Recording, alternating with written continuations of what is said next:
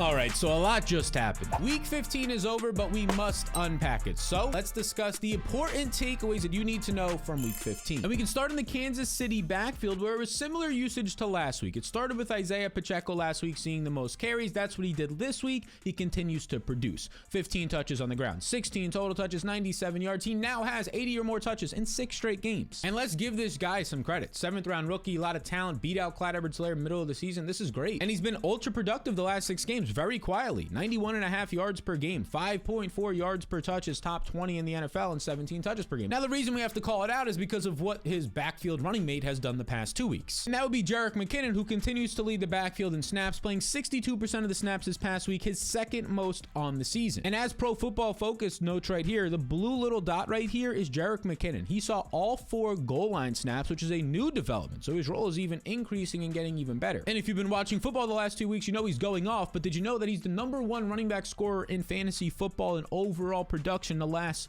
2 weeks? Absolutely dominating. And this veteran saw similar usage last year in the fantasy playoffs. They trusted his versatility, his burst, his explosiveness, his ability in the passing game over Clyde Edwards-Helaire. That's happening again now, just a little bit earlier. Now, moving forward for fantasy, they have a great matchup against the Seahawks next week. Both running backs are going to likely be starts, especially McKinnon after what he's done in the role he's taken on. All right, so we slide from a backfield now to a quarterback who just made his first NFL start this past week. And this takeaway has to do with Desmond Ridder. Now, in this game, Ridder, as you would probably expect from a rookie who didn't get that much pub in the draft process, wasn't great. 26 attempts, just 97 yards, 3.7 yards per attempt is absolutely abysmal. But the one thing Ridder did right for us, he targeted the top 10 pick wide receiver Drake London 44% of the time. And this led to Drake London having a good game, which is not something he's had over the past few months. 7 catches on 11 targets for 70 yards is great to see. And this was in a really bad, a stone cold brutal performance for Ridder. It can only get better. And London now has 23 targets the last couple of games. Very quietly, somebody you can feel pretty confident about, especially heading into next year. But right now, to close out this year, more volume to come. All right, this next takeaway resides in the Panthers backfield. It's been interesting all season long. You know, it started off with Christian McCaffrey, and he ended up leaving in week 7. And these are the snap counts from week 7. It was Deonta Foreman playing the most snaps for more than Chuba Hubbard. But you must break this down. Hubbard was playing over 70% of the snaps until getting injured in this game. And on those snaps, he had 11 carries in the first half, over 70 total yards, a touchdown. He was producing. He was looking like the guy based on the usage they were giving him. They wanted him to be that guy. But due to that lower body ankle injury, Hubbard ended up missing the next 2 games, which allowed Foreman to kind of cement his role for the short term as the dude. In week 8, Foreman popped off against the Atlanta Falcons, that crazy game that ended up going to overtime, 3 touchdowns. In week 9, though, not so much. In a game where they end up losing and get blown out, which is a common trend this year, Foreman doesn't produce, doesn't see all that much touches. Now, over those 2 weeks, Chuba Hubbard is rehabbing in the background, and then he returns in week 10. And here's what happens. He's limited to 17% of the snaps. The following week, limited to 35% of the snaps, just 4 touches for Hubbard. But during this time, rumors are starting to percolate that Hubbard is going to start to take over the backfield after the bye. Last week, he saw 17 touches. Now, this past week, he took over the backfield, playing 29 of 46 snaps. Over 60% of the snaps was a season high, by far the most a running back not named Christian McCaffrey has played in this backfield this year. And it led to 67 yards on just 7 touches. I mean, he's been really dynamic, explosive per touch. He was the guy that they wanted to be the RB1 in week 7, and now that he's healthy, he's finally becoming that dude. Now, another interesting backfield is the backfield in Buffalo, where there's not only 2 running backs who have been involved, but a third, Nyheim Hines, who was acquired earlier this season. But in Saturday's game, we kind of saw this just become a 2-man backfield. These are the snap counts. Nyheim Hines just played 3 snaps. You might have saw him find the end zone, but he did it on just 3 snaps. Not consistent at all. So this 2-man backfield, for the most part, consisted of Devin Singletary seeing 60% of the snaps and James Cook 36%, which is still strong for James Cook, a guy who earlier in the year, this 2nd-round rookie, was only playing like 15% of the snaps. And the common trends of how productive he's been have continued. He scored 12 points on just 7 touches, averaged about 5.5 yards per touch. The common trends for Devin Singletary not being efficient also continued, goes for just 4 yards per touch on 16 touches. Eventually, this is going to have to change. Being a veteran can only go so far when you're not being productive, Mr. Devin Singletary. You're not being dynamic, especially on passing downs, and there's a much better player behind you. Now, according to Pro Football Focus, Singletary was still seeing all the goal line usage, which we would expect, but he split right here. You can see Singletary light blue, James Cook dark blue. He split the 2-minute drill offense with James Cook, which is something that's new and developing, meaning that they're trusting James Cook more in crucial situations like the 2-minute drill. And I mean, once this guy starts to get unleashed, it's just game over. Hopefully it happens next week, because he's 6th in yards per touch this year amongst every single running back. I mean, this is like Austin Eckler level efficiency. And now here's a key point. The Bills face the Bears next, who rank 32nd in run defense, and the Bills are going to be double-digit favorites. If they start to get a lead, James Cooks is going to see a lot of good usage in a great matchup. So continue to play him in fantasy. Now, a takeaway we must talk about is Jonathan Taylor getting injured and leaving the game in a walking boot, and the most recent reports is they think it's a high ankle sprain, probably will not play again this year. So what does that leave us with? Well, it leaves us with this backfield developing on Saturday between Zach Moss and Deion Jackson. And Zach Moss in this game saw 24 carries. But we all know what Zach Moss is. He's a plotter. He's a bigger back, nearly 230 pounds. He doesn't really do too much after contact. And there's a really good chance Zach Moss was only seeing a lot of work, those 24 carries for just 80 yards, pretty inefficient, because the Colts were up 30-0. It was a blowout, so why not? The guy who's actually a better running back is Deion Jackson. He scored more fantasy points on less touches and started seeing more touches when the game and the Vikings started to get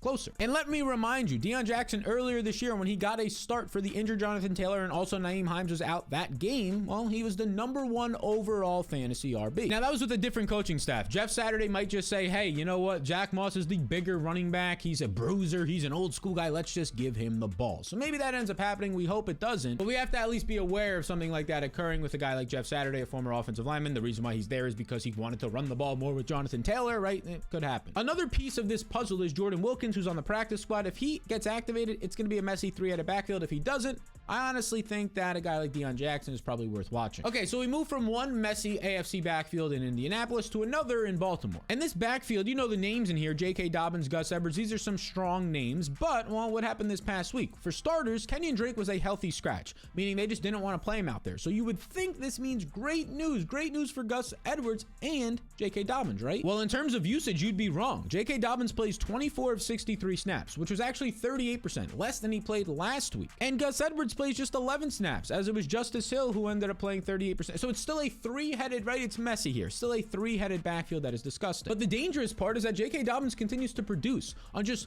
13 carries, he ends up going for 125 yards, tops 120 yards in back-to-back weeks. He's averaging 9 yards per carry the last 2 games. That is not going to be something that can continue because Dobbins only averages 4.5 yards per carry this year. The best running backs in the NFL are averaging around 5 yards per carry. So this is going to come back down to earth. And if his snaps and touches don't increase, it's not going to be good. So the takeaway is, yeah, we can bask in the short-term efficiency of Dobbins, but without any passing game role, just 7 targets on the season in 6 games, and without any increased snaps, it's not great for a player who's still not 100% healthy. Now, before we get to this next takeaway that is honestly pretty surprising to me, I want to let you know about the sponsor of the program, PrizePicks.com. PrizePicks is simply a site where you just take the more or less on a player's statistics. For example, you can select Van Jefferson's receiving yards, Allen Lazard's receiving yards, and then you can choose, hey, yeah, I want the under on Van Jefferson with his quarterback situations. Allen Lazard, let's take the over tonight as their favorites, and they'll be throwing a lot. You then can combine those 2 or up to 6 player statistics. You put in $5 and you can end up winning some money. And this holiday season, PrizePicks is offering a free bet up to $100. You put in 20, you get 20 back. You put in 100, you get 100 back when you use the code SAL,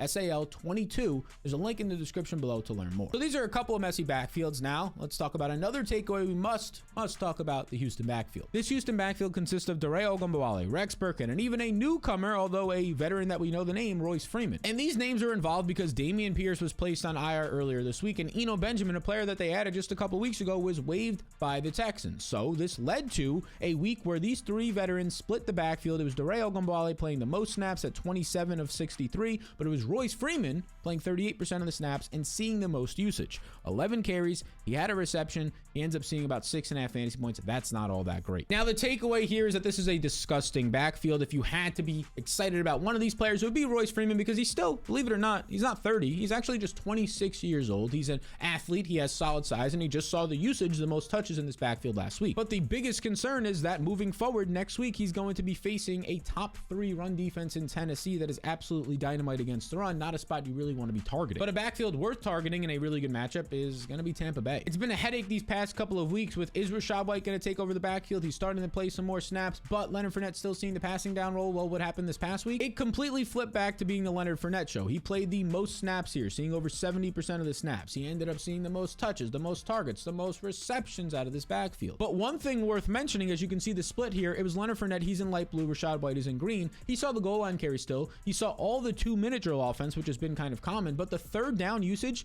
6 out of 7 third down and long snaps, it was Rachaad White out there, which is something that is new and developing, and it's going to hurt Fournette. The overall takeaway is that this backfield is still split. It seems like they want to hold on to giving Fournette the reins a little bit more, the guy they trust. They're both inefficient backs, but they do have a great matchup matchup next week. Both RBs have to be in play as flex options as they face a number 28 run defense of Arizona. It's going to be a nice spot for Tampa Bay, who can maybe finally get a win in a matchup where they might be favored. Now let's stay on Tampa Bay for a second, because this past week Julio Jones ended up missing, which allowed Russell Gage to be the wide receiver 3 and see more usage. Now Gage has had a crazy up and down season that has been highs at the beginning of the year with lows of injury in the middle of the year, and now we're towards the end of the year. You remember in week 3 against the Packers, no Chris Godwin, no Mike Evans, they get injured in the game where they don't even play. 13 targets. He was the guy for Tom Brady. Popped off, but then he doesn't top 8 points until after his week 7 injury. He then returned from injury these past 2 weeks against New Orleans and San Francisco, but was limited. 27% of the snaps, 29% of the snaps, splitting a role with Julio Jones, but now Julio was out. And this led to yet again another great game. 12 targets for Russell Gage. He started to take away the running backs' targets in the short area of the field, where Tom Brady trusted him a little bit more here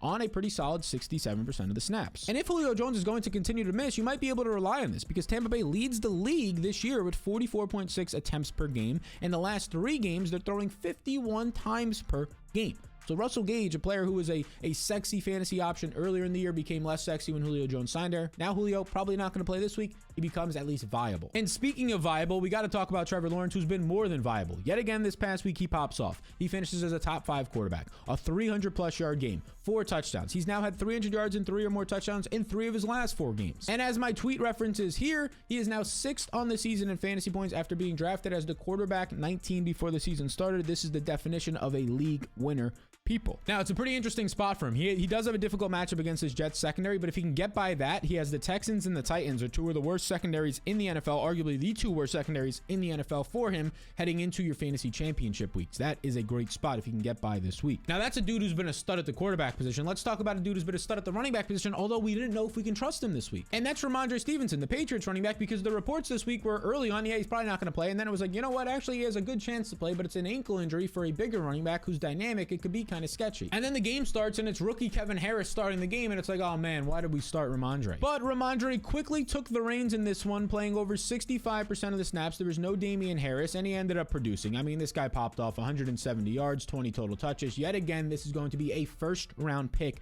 in the 2023 fantasy season. And up next is a Bengals team on Christmas Eve that ranks bottom 10 in run defense. So the whole point here is that even if he's limited this week, even if he's questionable again, he just proved that he's a strong effort and he'll be good to go. So these are the biggest takeaways, but who are the guys that you want to add to win your fantasy championship and or avoid the losers bracket and having to go to the Waffle House challenge? Well, I'm glad you asked, because there'll be a video popping up right here that releases later today that will help you with exactly that question.